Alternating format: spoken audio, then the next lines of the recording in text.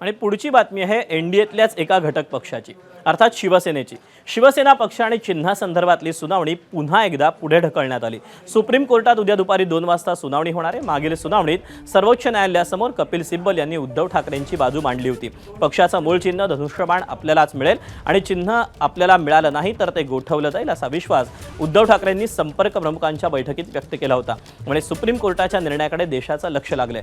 सरन्यायाधीश सूर्यकांत, न्यायमूर्ती जॉयमला बागची आणि व्ही मोहना यांच्या विशेष खंडपीठासमोर सुनावणी पार पडणार आहे। 2022 मध्ये एकनाथ शिंदेंनी बंड केल्यानंतर पक्षाचं नाव आणि चिन्हावरून हा सगळा वाद सुरू आहे। माननीय सर्वोच्च न्यायालय बोर्डवर जी केस होती आमची 36 क्रमांकावर होती।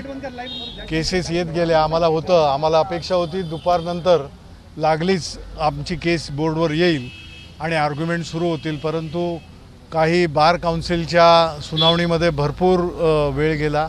त्यांच्या सगळ्यांच्या सुनावण्या झाल्या, त्यावर त्यांनी भाष्य केलं, ऑर्डर्सच्या बाबतीमध्ये सुद्धा केलं आणि त्याच्यानंतरच्याही 2 केसेस अशा रीतीने झाल्या आणि वेळ जी संपली, कोर्टाची वेळ संपली।